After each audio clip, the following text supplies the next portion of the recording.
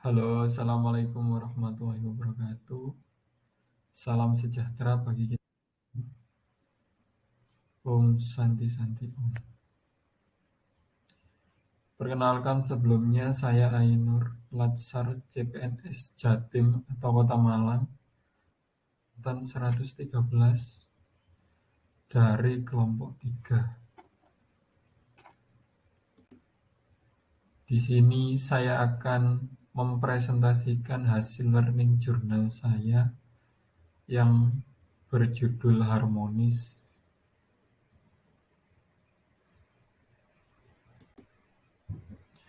Nah, dalam agenda 2 ini yaitu core value harmonis, dapat kita simpulkan bahwa harmonis atau harmoni ini merupakan salah satu core value ASN dalam berakhlak yaitu. Nah, apa sih harmonis itu? Harmonis dalam kamus Merriam-Webster, harmonis atau harmonious diartikan sebagai having a pleasing mixture of notes.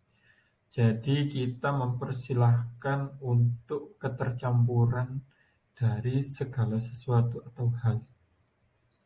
Sinonim dari kata harmonious antara lain canorous, euphonic, euphonious, harmonizing, melodious, musical, symphonic, symphonious, tuneful.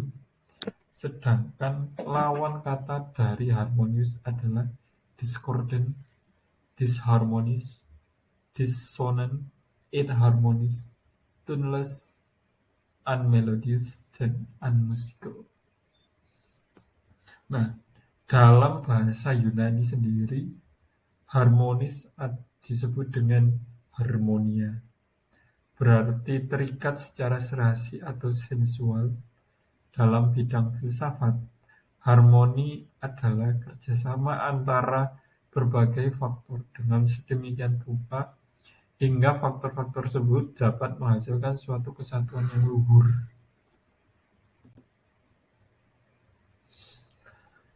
Lantas, mengapa sih kita harus harmonis? Dalam konsep berbangsa dan bernegara, kita mempunyai konsep keanekaragaman bangsa, suku bangsa, dan budaya yang ada di dalamnya. Yang kesemuanya ini dimasukkan dalam Bhinneka Tunggal Ika. Selain itu, setiap orang mempunyai sudut pandang dan kebiasaan yang berbeda. Serta untuk mewujudkan nasionalisme dan menghindarkan konflik sara atau suku, agama, ras, dan budaya.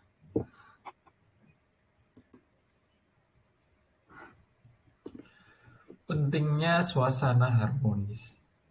Mengapa sih kok harmonis itu dibahas dalam kajian atau dimasukkan menjadi core value dari ASN? Karena suasana harmonis itu tentu sangat penting ya. Yang pertama menjadi kunci sukses kinerja organisasi. Tentunya kalau antar pegawainya atau antar karyawannya tidak harmonis, ya tidak bisa untuk mensinkronis atau menyatukan ide-ide yang ada di dalam pelayanan. Seperti itu. Yang kedua adalah membuat tempat kerja yang berenergi.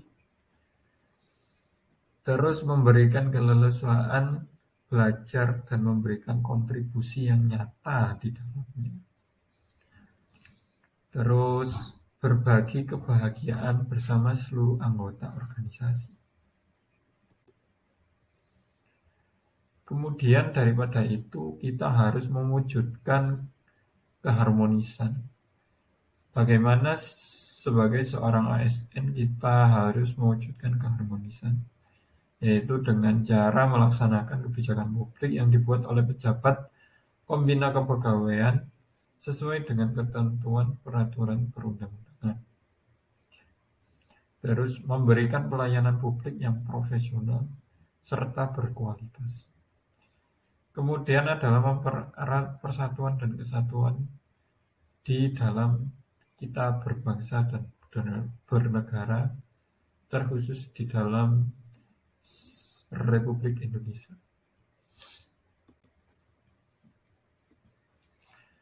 Menjadi seorang ASN dalam mewujudkan keharmonisan, tentunya kita harus mempunyai etika.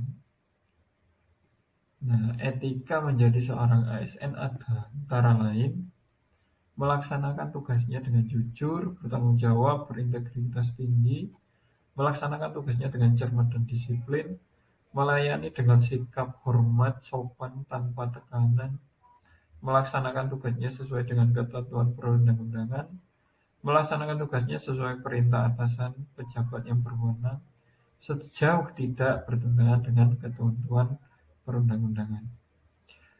Lantas kemudian adalah menjaga kerahasiaan yang mengikut kebijakan negara atau kerahasiaan dokumen negara, menggunakan kekayaan barang milik negara secara bertanggung jawab, efektif dan efisien, kemudian menjaga agar tidak menjadi konflik kepentingan dalam melaksanakan tugasnya. Yang terakhir adalah memberikan informasi secara benar dan tidak menyesatkan kepada pihak lain yang memerlukan informasi terkait kepentingan kedinasan atau pelayanan.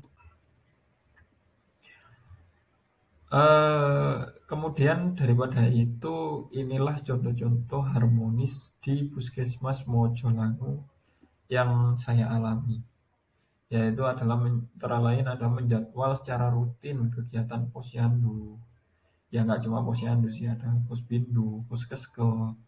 Semua kegiatan pelayanan kita harus menjadwalkan secara rutin agar tidak ada ketimpangan seperti itu antar pegawai dan juga pegawai mempunyai acuan dalam melaksanakan tupoksinya. Daripada itu, kemudian adalah musyawarah mufakat, baik di internal ataupun di eksternal. Nah, mufakat di internal sendiri seperti saat kita mini lokakarya atau pra mini lokakarya. Kalau di eksternal kita biasanya ikut ke dalam SMD yang dilakukan kelurahan-kelurahan untuk mewujudkan kampung sehat seperti itu. Kemudian daripada itu adalah meletakkan kembali barang yang dipinjam ke tempat semula atau kepada orang yang bersangkutan. Ini tentunya sangat penting ya teman-teman, karena tidak jarang kelalaian-kelalaian kecil bisa menimbulkan perkara yang sangat besar jika itu dampaknya menahun. Kemudian daripada itu, yang terakhir adalah menjaga keeratan dengan cara outbound bersama, healing bersama, ataupun sekedar makan siang bersama. Nah, itu tentu sangat penting ya ini untuk menjaga harmonisasi. Kita sebagai antar karyawan bisa curhat apa yang dirasakan selama kita bekerja sudah sesuai dengan prinsip mereka atau melanggar prinsip mereka. Seperti itu.